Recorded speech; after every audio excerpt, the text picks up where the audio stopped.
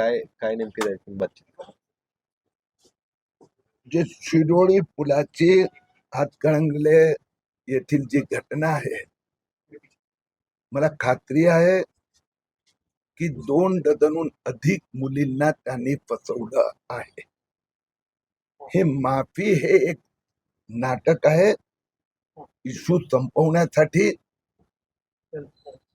उच्च अधिकाऱ्यांची चर्चा झाली आहे. अजून तर त्याचे फोन, त्याची ऍप, वेगवेगळी साईट हे तपासायचं बाकी आहे. दुसरी मुलगी आली, दुसरा आरोपी आला.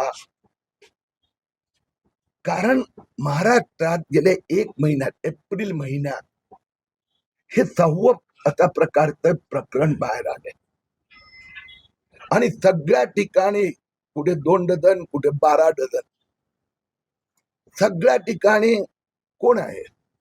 सगळेच मुस्लिम माफिया आहेत. नाशिक पासून सुरुवात झाली आणि गँग असते. मी इथे पोलिसांना सांगितलं, हा 1-2 माणसाचं काय, पूर्ण गँग, त्यांना ट्रेनिंग दिले जाते. पैसा मालेगावून येतो या लोकांना. नाशिकला दानिश, तौसिफ, अमरावती परतवाडा येते आयान अहमद आणि त्याची गँग.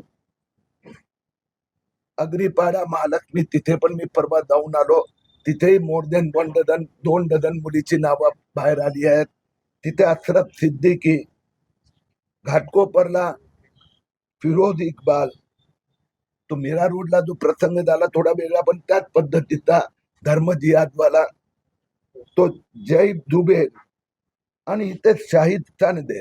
म्हणजे आहे कोण? दानिश आहे, तौसिक आहे, आयान आहे, अहमद आहे, अशरफ आहे, फिरोज आहे, जैब आहे, शाहिद आहे. हे सगळं धर्मांध कट्टरपंथी फॅनेटिक टेररिस्ट मुस्लिम माफियांचं काम आहे. हिंदू मुलींना, हिंदूंना घाबरवणं. आणि त्यासाठी मी मान्य मुख्यमंत्री कार्यालयात पण विनंती केली आहे.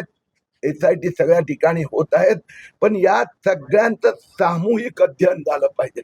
मी केलं आणि माझ्या लक्षात आलं सगळ्या ठिकाणी मेथडॉलॉजी तीच आहे.